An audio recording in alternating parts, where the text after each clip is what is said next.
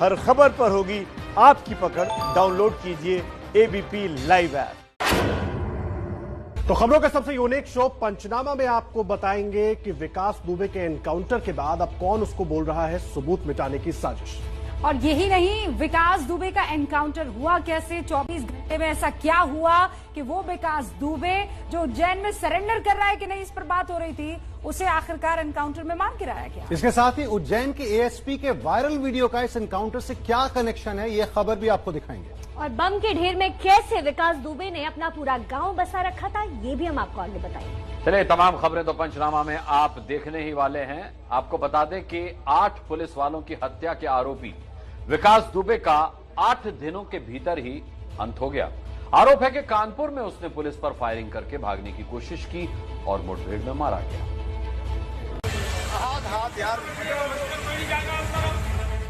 गिरफ्तारी के महज 24 घंटे के भीतर गैंगस्टर विकास दुबे के गुनाहों का अंतिम हिसाब हो गया।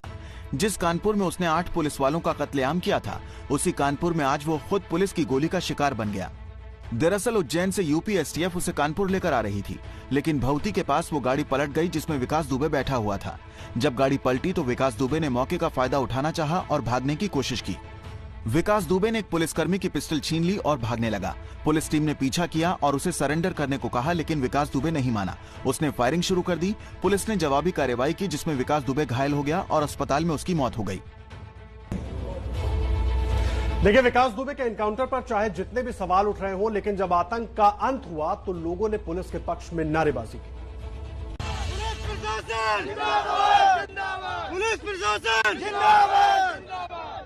पुलिस प्रशासन का ये जयकारा कानपुर में ठीक उस जगह लग रहा है जहां पुलिस एनकाउंटर में विकास दुबे मारा गया।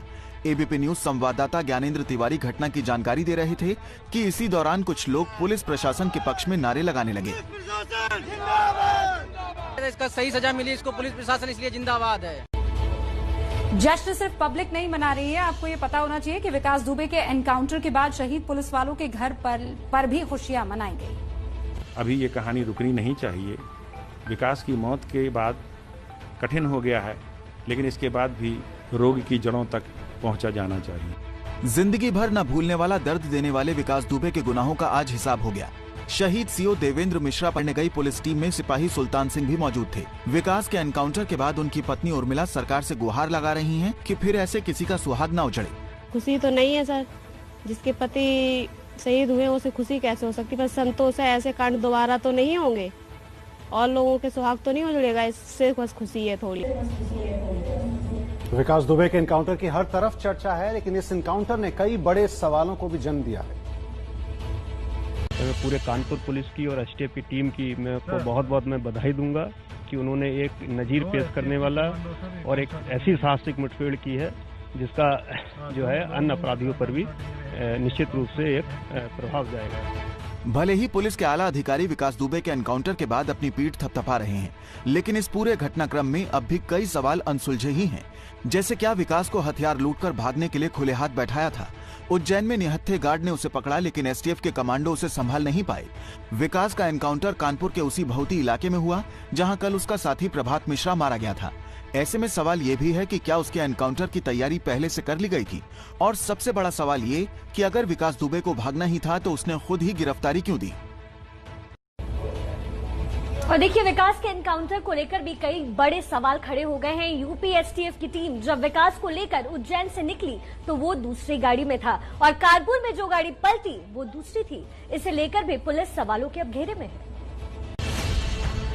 विकास दुबे के एनकाउंटर पर सवाल उठ रहे हैं और तस्वीरें भी सवाल उठा रही हैं।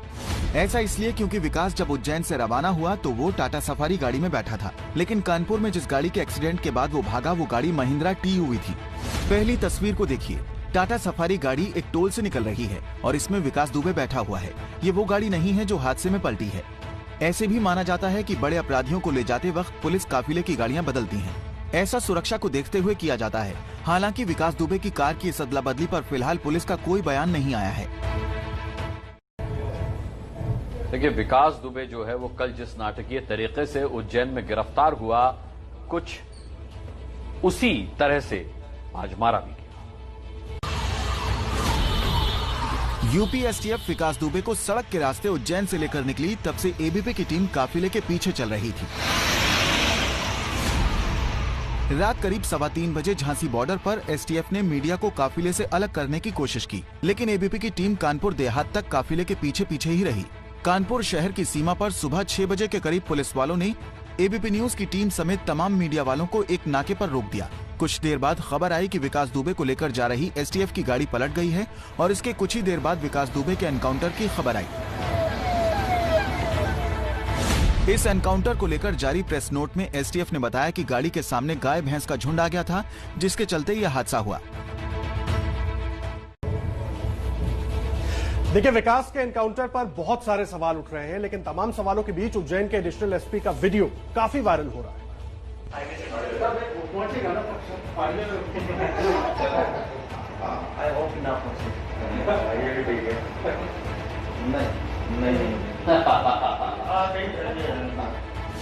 ये वही वायरल वीडियो है जिसमें एडिशनल एसपी रुपेश द्विवेदी कह रहे हैं कि हो सकता है कि विकास कानपुर पहुंचे ही नहीं। ये वीडियो कल शाम का बताया जा रहा है, जब कुछ पत्रकार एडिशनल एसपी से विकास के संबंध में जानकारी लेने गए थे। इस दौरान ये बातचीत कैमरे में कैद हो गई। वैसे कल जब से वो गिरफ्तार हुआ तब से इस तरीके के सवाल उठाए जा रहे थे और एनकाउंटर हुआ तो ये सवाल उठना लाजमी है। पुलिस लेकिन इसे आत्मरक्षा में की गई कार्रवाई बता रही है। गाड़ी पलटी, विकास दुबे भागा, एनकाउंटर हुआ और अपराधी ढेर। विकास दुबे को लेकर उज्जैन से सवालों का जो सिलसिला शुरू हुआ वो कानपुर में उसकी मौत के बाद भी खत्म नहीं हुआ है। कल शाम 7 बजे यूपी एसटीएफ का काफिला विकास को लेकर निकला था, लेकिन कानपुर में जिस तरह उसका एनकाउंटर हुआ, लोगों ने आशंका जताई कि कहीं इस एनकाउंटर की पटकथा कल ही तो नहीं लिखी गई थी, जिसे आज सुबह अंजाम दिया गया है। हालांकि पुलिस के आला अधिकारी विकास के एनकाउंटर को पुलिस की आत्मरक्षा में की गई कार्रवाई ही बता रहे हैं। पुलिस टीम पर जान से मारने की नीयत से फायर करने लगा। पुलिस द्वारा आत्मरक्षार्थ जवाबी कार्रवाई की गई। और गैंगस्टर विकास दुबे के एनकाउंटर के बाद सियासत और तेज हो गई है। समाजवादी पार्टी ने तो इसे सबूत मिटाने की साजिश तक बता दिया। समाजवादी पार्टी के अध्यक्ष अखिलेश यादव का ये ट्वीट एनकाउंटर में विकास दुबे के मारे जाने के फौरन बाद आया है, जिसमें इशारों में अखिलेश ने योगी सरकार पर सबूत मिटाने का आरोप लगाया, जिससे विकास दुबे के खाकी और खादी से जुड़े गठजोड़ का खुलासा न हो सके। अखिलेश के इस हमले के जवाब में बीजेपी ने पलटवार किया और विकास दुबे का समाजवादी पार्टी से ही रिश्ता बता दिया। तो शायद समाजवादी पार्टी के थे, जितनी मेरी जानकारी में है विकास दुबे समाजवादी पार्टी से जुड़े रहे। लेकिन केवल अखिलेश ही नहीं, बीएसपी अध्यक्ष मायावती और कांग्रेस नेता प्रियंका गांधी ने भी सुप्रीम कोर्ट की निगरानी में एनकाउंटर की जांच की मांग की है। कांग्रेस पार्टी की ये मांग है कि सुप्रीम कोर्ट के सिटिंग जज, एक मौजूदा जज द्वारा एक न्यायिक जांच हो। विकास दुबे के एनकाउंटर के बाद बिकरू गांव में पुलिस ने छापा मारा, जहां कई देसी बम पुलिस को बरामद हुए। विकास दुबे के करीबी दयाशंकर की दुकान से पुलिस को 7 देसी बम हाथ लगे हैं, जिन्हें पानी में डालकर डिफ्यूज किया गया।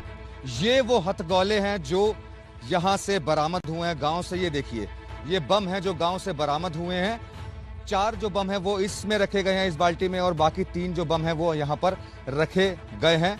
बम बरामद होने के बाद पुलिस विकास दुबे के घर के आसपास के मकानों की तलाशी में जुट गई और जिन घरों पर ताला जड़ा हुआ था उसका ताला तोड़कर छानबीन की गई। इससे पहले भी पुलिस के सर्च ऑपरेशन में विकास दुबे के घर से हथियार और गोला बारूद बरामद हो चुके हैं। विकास दुबे की मौत के बाद उसकी मां ने खुद को कमरे में बंद कर लिया और कहा विकास से उसका कोई रिश्ता नहीं। कल तक जो मां विकास की जान बचने को महाकाल का आशीर्वाद बता रही थी, उस मां ने भी आज विकास से नाता तोड़ लिया। एनकाउंटर की खबर के बाद सरला देवी ने कहा कि उसका विकास से कोई रिश्ता नहीं है। विकास की मां लखनऊ के कृष्णा नगर के इसी घर में अपने दूसरे बेटे दीप प्रकाश के साथ रहती हैं। बताया जा रहा है कि पुलिस पर विकास की फायरिंग और फिर उसके एनकाउंटर की खबर सुनने के बाद से सरला देवी बेहद सदमे में है। पुलिस के मुताबिक विकास दुबे की मां ने फिलहाल कानपुर जाने से भी मना कर दिया है, लेकिन अगर वो आगे कानपुर जाना चाहेंगी तो सुरक्षा के साथ उन्हें बिकरू गाँव ले जाया जाएगा।